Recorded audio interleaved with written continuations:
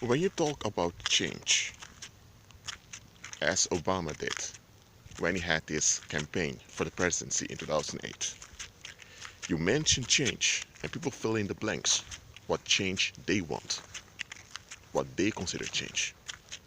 Obama didn't specify the change he was talking about, so he just mentioned change. Now look, change, there's nothing wrong with it, but there's a difference between a shift and a change. In a shift, something is relocated. In a change, something has been altered completely. For example, if someone had cancer and the cancer is gone from the body, but now they have financial difficulties all the time, what happened? The darkness shifted from one area, physical health, to another area, financial health. But the darkness is still there, the tension is still there, the demons are still there. They just shifted how they operated. A change would be if an individual is completely delivered from darkness and they're operating in fullness of life to glorify Christ.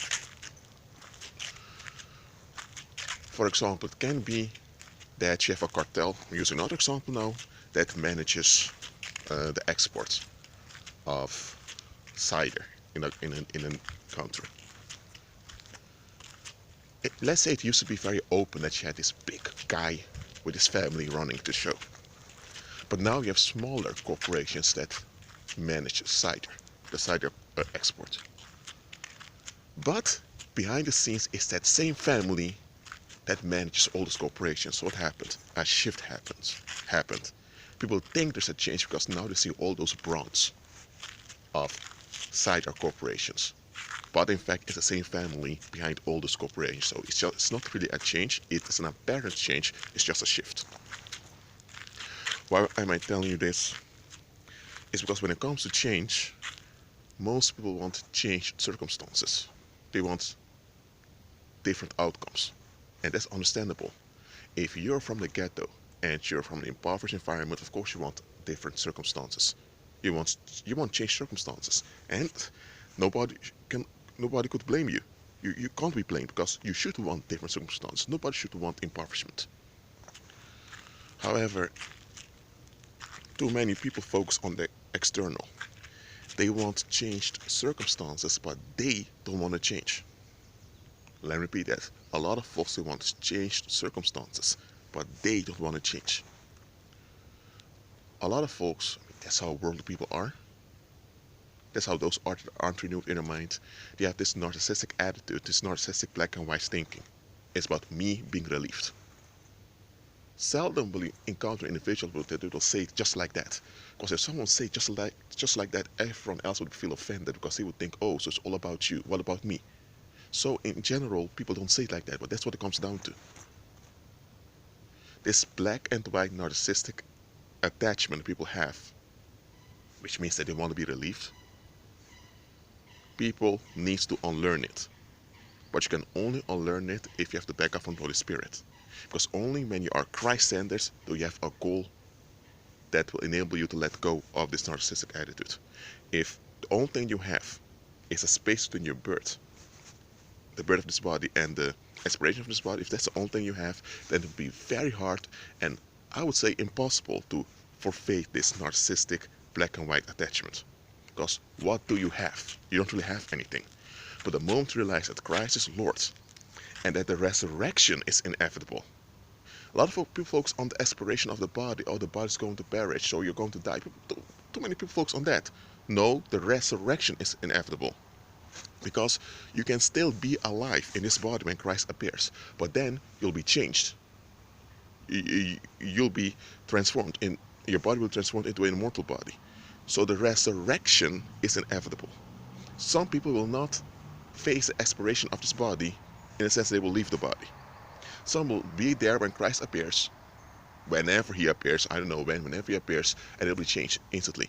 Others will pass away and they'll be resurrected. So it's the resurrection that's inevitable. Once you realize this, you have something to look forward to. And once you have something to look forward to, now you look around you and realize, hold on a minute, there's more than just me seeking relief. Now you have a different outlook on difficulties. Now I realize that many of the difficulties people face in life aren't really difficulties, it's just how they interpret the situations. As a believer, the Holy Spirit's primary goal for you is to unlearn the ways of the world. Because the ways of the world are all based on this black and white thinking.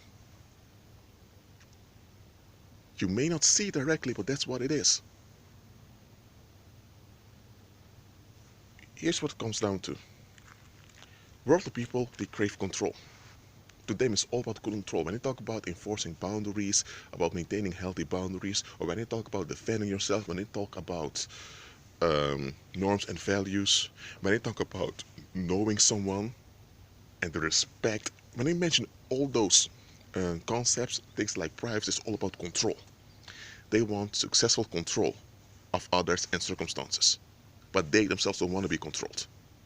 Yet, they realize it's inevitable that they will be controlled in a system of control, so they surrender to a fear construct called society, and they're comfortable being controlled by society as long as they can control someone else weaker than them as a compensation. That's how worldly people are. Christ wants you free from that way of thinking. And once you're renewed in your mind, you realize how toxic and heavy the way of thinking of worldly people is. And it's then you realize why they cannot please the Heavenly Father. First of all, they can't please the Heavenly Father because they're operating in fear, straight up. They are in enmity against God because their attitude is focused on self. They don't want to give the honor that the Most High deserves unto Him. And it's only by giving Him the honor He deserves that you can have the right perspective on yourself and other people. So the fact that no one won't give Him His proper place is already a red flag. But besides that, when God moves, He moves in abundance. Worldly people are afraid of abundance because you can't control abundance. You you can't control um, austerity and lack. Poverty you can control. You can't control abundance. And Christ always and only moves in abundance. Let me repeat that. Christ only moves in abundance. So anyone, anywhere that wants to move with Christ needs to move in abundance also. So that means giving up that clinging onto control. That means leaving behind that black and white narcissistic attachment. And that narcissistic attachment is something you grow out of. It's not something you say, okay, I'm not going to do it anymore. It doesn't work like that. You need to outgrow it.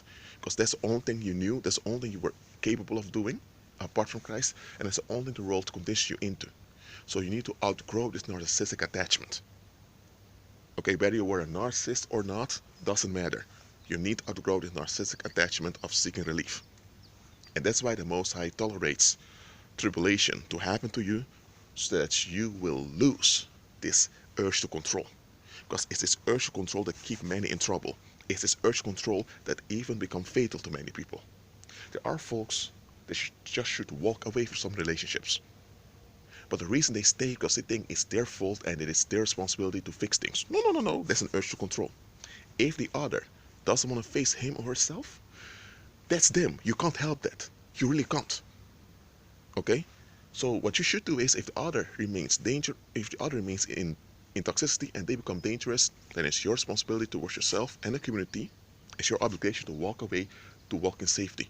For you to be involved in danger means that you're contributing to danger both upon yourself and upon the community. That's not right. But society tells you, the society conditions you into self-destruction. A lot of folks, they're not aware they're doing it. They can't know any better, so they really have been scammed by society, but nevertheless, the consequences are still the same. Look, if someone gives you poison and you drink it, you don't have to be aware it's poison. Probably if you're aware it's poison, you'll throw it away or you spit it out. It's a fact that you're not aware of that makes it a crime. That's why you're poisoned, because you don't realize it was poison. Well, society conditions you into self-destruction. A lot of folks, they remain in toxic relationships thinking that it's their that they need to take responsibility for their own life, they need to make sure things happen well. They have been taught that they have to be God. Or they need to rely on bigger gods, celebrities, politicians, or violent reprobates. That's what they've been told by society. And because of this, because they've been told that to be worthy implies that you need to control successfully. That's what the world tells you. If you can control successfully, you're worthy. If not, you deserve to be treated as garbage. This is what the world is telling you. So a lot of folks, based on this thinking, they want to fix things. They want to make things work. They want to work things out. But there are times you just need to shake the dust off your feet and move on, because there is nothing worth winning. Look, I'm not saying you should never seek resolutions. Of course you should seek resolutions. Of course you should seek peace and all of that. Those are good things. But there are people who are not worthy of your efforts. Why? Because they don't want to participate in any solution. They just want to dump, that means unload their tensions, and that's it. And everyone else has to take it. And they want the right to unload it on people. Remember what I said. They crave control, but they realize they're not, deep down they know they can't really control without others, so they submit onto this fear construct called society. So they're under the control of society, and as compensation, they want to unload their tension on someone else. That's how they control others, by unloading their tension. So often people don't like a constant. It's because they can't control you. And because they're frustrated, because they can't control, they want to unload this frustration onto you. Make it your issue. If it was an issue in their thinking, it has nothing to do with you, but now they want to act against you to feel good about themselves. They are unloading their tensions on you. That's what world people do. So if you have folks like that want to hold on to this fear construct, they're not worthy of your efforts. They're not. Straight up, they're not. So the Holy Spirit tells you to shake the dust off your feet and move on. And shaking dust off your simply means that you remain active in faith, and while you're remaining active, all that are static and toxic will fall away from you. So you will lose that dangerous influence from around you. That's what it means. Look, Christ only moves in abundance. So anyone who wants to hold on to control, which is really holding on to fear, they can't walk with him. They go because they're not really walking. They are acting, so they are in movement, but they're not getting anywhere. They're going around in a cycle, in a downward spiral. The only ones who can walk with them, or they can hang around them, are evil spirits. When you're not walking by faith, eventually, because that's the only thing left, eventually you'll turn out toxic. I'm not saying that you'll become a narcissist directly or anything like that, but eventually you'll become toxic because you're going around in circles without being aware of it.